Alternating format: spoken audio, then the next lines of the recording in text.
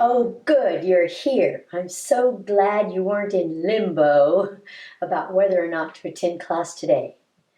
Today's class and lesson is a real winner. Limbo. I like that word. However, I can't say I've ever been in limbo about anything. I'm a very decisive person. As you know, I'm Menopause Taylor, and I'm giving you my menopause education that really constitutes more than what you'd learn if you had attended 4 years of a pre-med curriculum in college, 4 years of medical school, and 4 years of an OB-GYN residency program. So please take advantage of this vast education. If you do, you'll never be in limbo about anything pertaining to your menopause management ever again. This is video number 448. It's the 36th video in our unit on epithelial ovarian cancer. I've given you 6 separate videos on all your options for preventing it, and they were videos 442 through 447. And now, I want to take the opportunity to compare all these categories of options so that you can see how much each can decrease your risk for epithelial ovarian cancer. I guess you could say that we're going to play the game of limbo. If you're not familiar with limbo, it's a game in which you erect a simple H-shaped structure that looks like this. And then you take turns going under the crossbar, but you keep lowering it with each round so that you determine who can go the lowest to get under it. In some cultures, it constitutes a dance. So, it's a question of how low can you go? Here's my homemade limbo prop. Of course, it's much too small for a human to actually go under it, but it gives you the general idea of assessing how low you can go. Of course, the other kind of limbo is when you can't decide what to do about something. That's when you're in limbo, unable to choose between one thing and another. I see that a lot with menopausal women who are trying to make choices about their menopause management. So, as I was contemplating the theme of this video, limbo came to mind because both definitions of limbo apply to our topic today. But sometimes the game of limbo gets easier and easier as you discover just how low you can go. If you're in limbo about your best options for preventing epithelial ovarian cancer, this video will compare all of them for you. And by way of comparison, you'll see just how low you can go with each category of options for decreasing your risk. So we'll erase your limbo by playing limbo. And yet, another unplanned twist to this whole phenomenon of how low you can go is the inconvenient fact that I have laryngitis. My voice is in limbo. So my voice is very low today. So we'll see just how low it can go too. When I was a kid, we used to play limbo at the skating rink. It was a matter of how low you can go in order to skate under the crossbar. But by the time I got to junior high school, I started jumping over the crossbar instead of passing under it. I was on the track team, and one of my events was the high jump. I have long legs, and it just made more sense to hurl my body over the bar than to cram my body under it. Sailing over the bar is a lot more challenging and a lot more fun than shuffling under it. So what I'll do today is compare how low your risk can go by utilizing one category of options for preventing epithelial ovarian cancer versus another. You will not find this comparative analysis in my book. As you know, these videos give you a much more detailed education than does my book. Granted, it takes longer to watch the videos, just like it takes longer to learn how to high jump than it does to limbo. But the investment in your time into this education will pay off in a multitude of ways. I promise. Okay, let's start by putting things into perspective. The first thing to acknowledge is that we do not all have the same degree of risk for serous epithelial ovarian cancer. And there are many different kinds of epithelial ovarian cancer. The one of greatest concern to postmenopausal women is serous epithelial ovarian cancer. It's the ultra deadly one. It's not a common disease. The average risk of ever getting it in your lifetime is 1.4%. This means that the chance of ever getting it is only 1 in 78 for the average risk woman. The problem is that if you do happen to get it, the risk of dying from it is astronomical. So knowing how much you can lower your risk of ever getting it is very powerful in decreasing the chance that you'll die from it.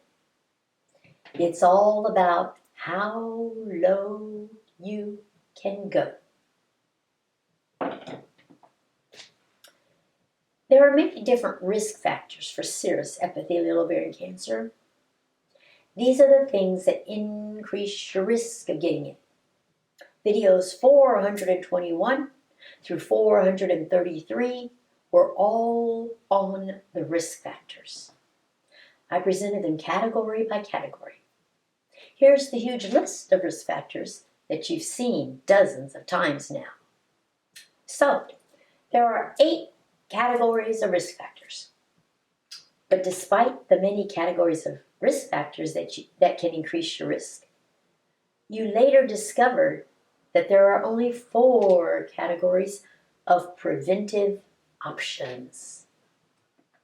They are risk-reducing surgeries, reproductive and hormonal options, lifestyle options, and psychological options. And our question of interest today is how much can each one lower your risk? How low can each one go? So I'll consider each one and make a chart for purposes of comparison. And even though our focus is on serous epithelial ovarian cancer, I will still include the other cancers for which you reduce your risk with each of these preventive options.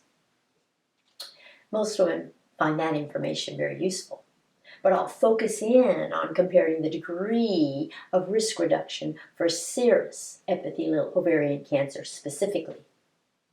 And of course, a chart is always useful for comparing just about anything. So here's the skeleton of the chart we'll use to compare all your risk-reducing management options for epithelial ovarian cancer. So far, all I've done is designate our 4 categories of risk-reducing options in the first column. They are surgery, reproductive and hormonal, lifestyle and exercise, and finally psychological. Across the top row, I've designated the overall category of the option itself, what organ it removes if it's surgical, the risks it reduces, and the extent of risk reduction for serous epithelial ovarian cancer. Alrighty, the first option I presented for preventing serous epithelial ovarian cancer were the surgical procedures recommended for women at high risk for it.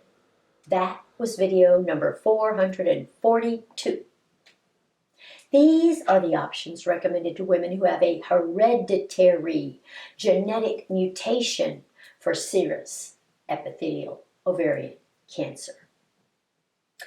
And in that video, you learned that the only intervention that is definitely effective in decreasing the risk and incidence of serous epithelial ovarian cancer in women who have a hereditary predisposition for it is bilateral salpingo-oophorectomy, which means removing both fallopian tubes and both ovaries.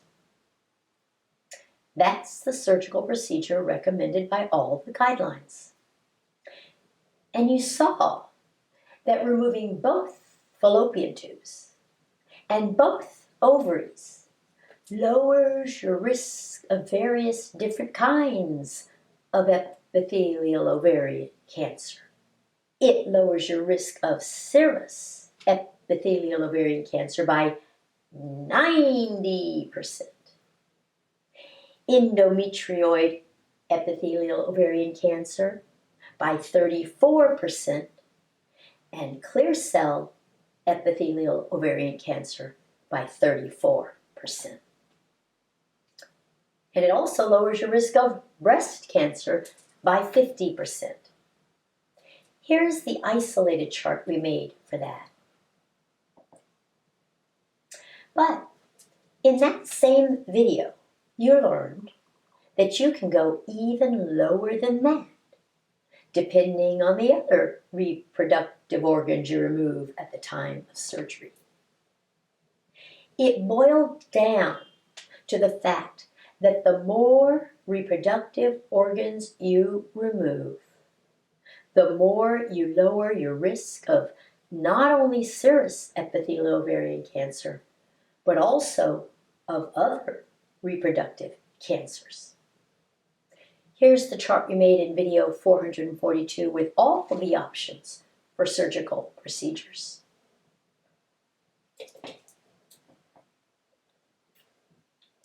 Essentially, each reproductive organ is at risk for certain kinds of cancer.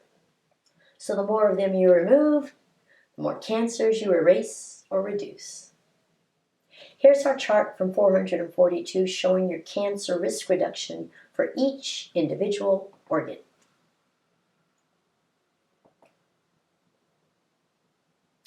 If you're watching my videos in order, none of this should be new to you. It's all a review. But if you aren't watching my videos in order, you're probably already completely lost. Then, in video 443, we addressed the scenario of a woman who is not at high risk for serous epithelial ovarian cancer, but is having surgery for a benign gynecologic condition and merely chooses to have some or all of these reproductive organs removed. Depending on who's doing the labeling, these additions to a surgical procedure are called elective or opportunistic or risk-reducing. Regardless of the label, the benefits of lowering your risk for cancers is the same. And it all brought us back to the same two charts I just showed you. So here's our chart of comparison, bearing only the surgical category of risk reduction. It focuses specifically on your risk reduction for serous epithelial ovarian cancer, depending on the organs removed.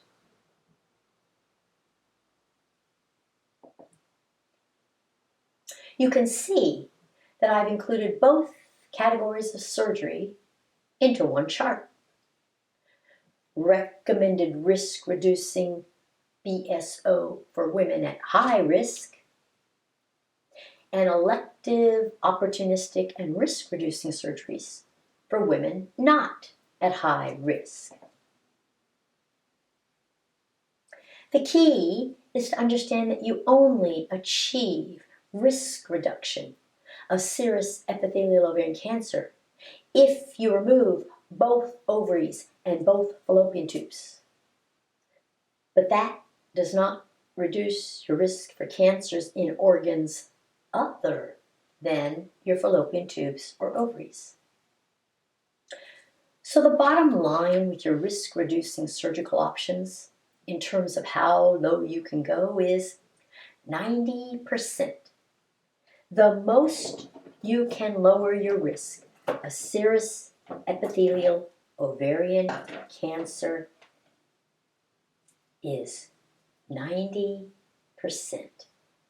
So here we go. That's the lowest you can go. But that requires you to remove both fallopian tubes and both ovaries, at the very least. The next category of options for preventing serous epithelial ovarian cancer is reproductive and hormonal options. Now we'll separate reproductive and hormonal options for purposes of this discussion. Reproductive options are first.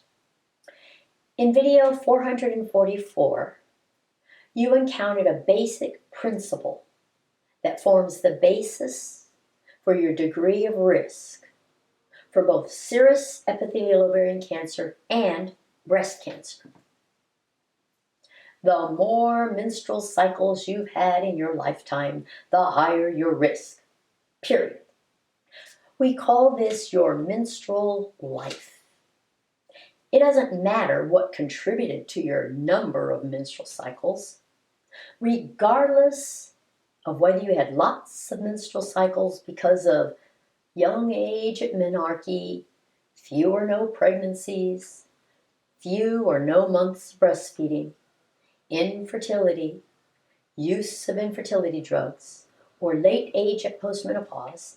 They all serve to increase the number of menstrual cycles you have in your lifetime. And that increases your risk for serous epithelial ovarian cancer.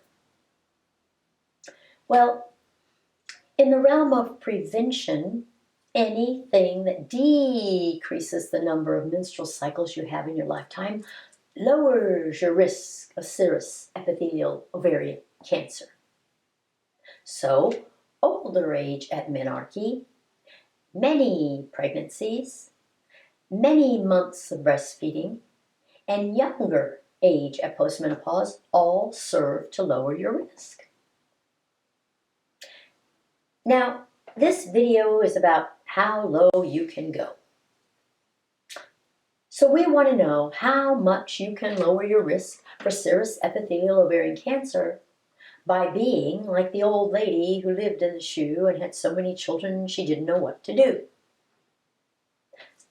But if you take a look at our chart of risk factors and focus on the last column of the orange section for reproductive and hormonal risk factors, you see that we do not have statistics for how much your reproductive history increases your risk of serous epithelial ovarian cancer. The last column of the chart designates degree of increased risk, but in this case, it's blank. Well, if we don't even know how much a high menstrual life value increases your risk, we certainly can't determine how much a low menstrual life decreases it. So this is something for which we cannot answer the question, how low can you go? But there's more to this category than just your reproductive life. Hormones affect your risk too, and not in the way that you might have imagined back before getting this education when you were ignorant. One of the ways to lower your menstrual life is to take estrogen plus progestin birth control. It works by completely erasing your cycles, regardless of whether you use it in a cyclic or continuous regimen. Either way, it obliterates your ovarian cycles, and that's what lowers your risk for serous epithelial ovarian cancer. And with birth control, we do have statistics for how much it can lower your risk. Birth control containing both estrogen and progestin decreases your risk of serous epithelial ovarian cancer by 10% for every 5 to 7 years of use.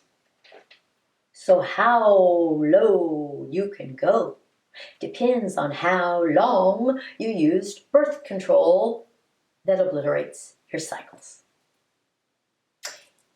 If you take estrogen plus progestin birth control pills from age 15 to 55, which is about as long as possible, 40 years, you decrease your risk by 40 to 56%. That would decrease the average risk from 1.4% to just 0.3%. The longer you take them, the lower your risk. And that lowered risk lasts for 35 years after discontinuing them.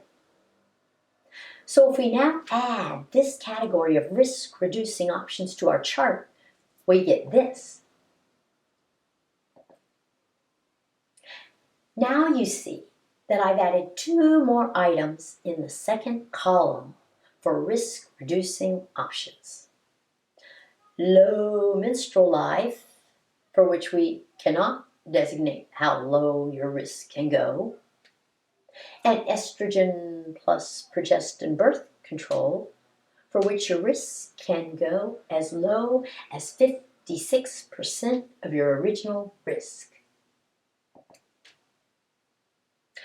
So thus far, the risk-reducing surgeries can go as low as 90% reduction in risk. This is with the surgeries. And estrogen plus progestin birth control can go as low as 56% reduction in risk. Comparative. Our next category of options for preventing serous epithelial ovarian cancer is lifestyle and exercise measures. We're going to include exercise here in our definition of lifestyle. And that's because the closest thing to exercise on the list of risk factors is sedentary lifestyle. Well, exercise is the opposite of a sedentary lifestyle. Going back to our chart of risk factors, focus in on the blue section towards the bottom of the chart.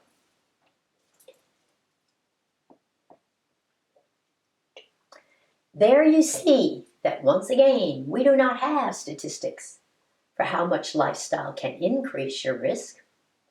And that means we don't have statistics for how much it can lower your risk either. Now, I don't know about you, but I don't need statistics for this. I think it's just plain old common sense. And the fact is that it is always difficult to obtain actual statistics on any lifestyle measures, simply because all your habits affect all your other habits. It's impossible to isolate any one lifestyle factor.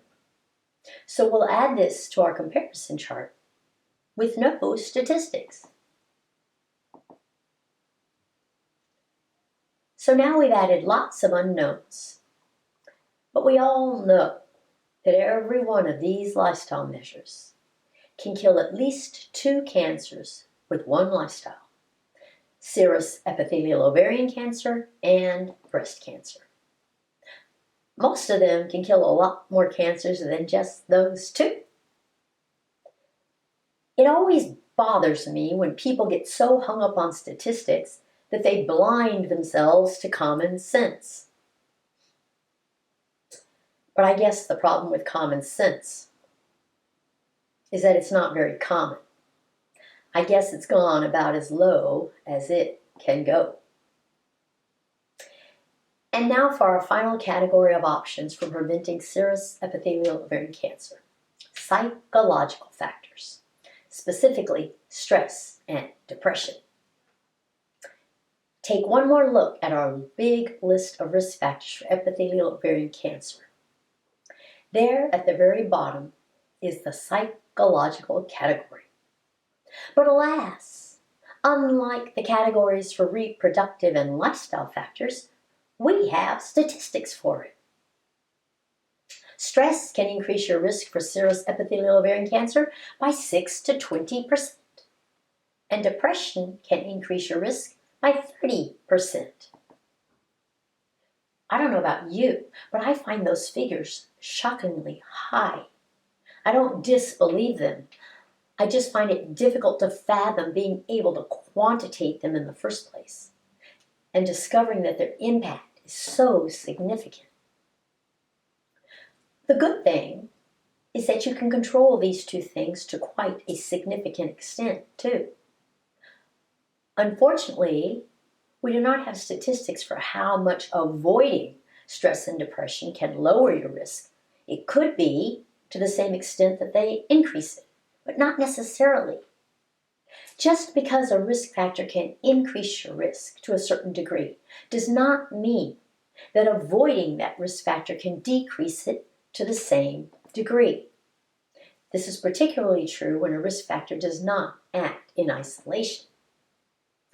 But for purposes of our comparison today, since we don't have separate figures for how much you can lower your risk of serous epithelial ovarian cancer by avoiding stress and depression, we will go ahead and use these figures for their impact on risk. Just know that it doesn't always work that way. So let's add these to our chart. Now I've added stress and depression in the psychological category of risk reduction. And you see that avoiding stress can take you as low as 6 to 20% lower than your original average risk. And avoiding depression can take you as low as 30% lower than your original average risk. So I guess that's about here on our homemade limbo model. So there you have it when it comes to how low you can go in reducing your risk for serous epithelial ovarian cancer. Risk-reducing surgeries win by a long shot with a 90% reduction in risk. After that is the estrogen plus progestin birth control with a risk reduction of up to 56%.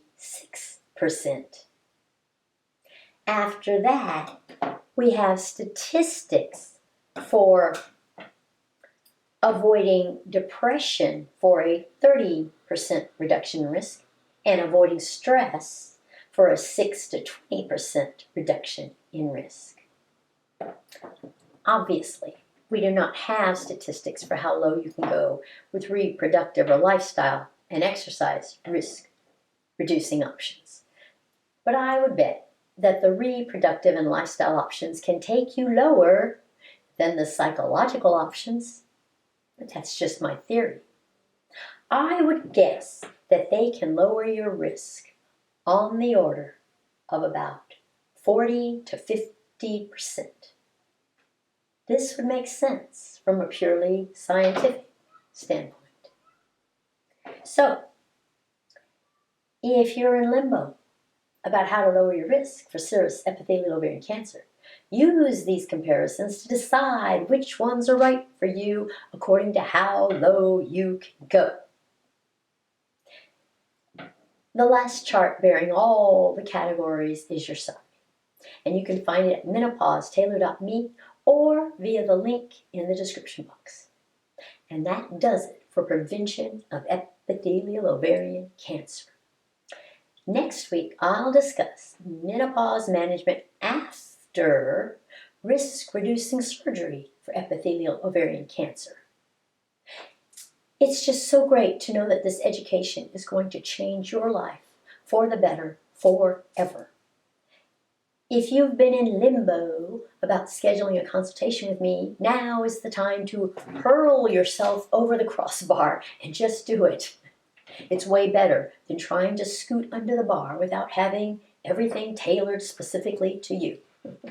Don't be in limbo about subscribing to my channel and my newsletter. It's a winning proposition no matter what.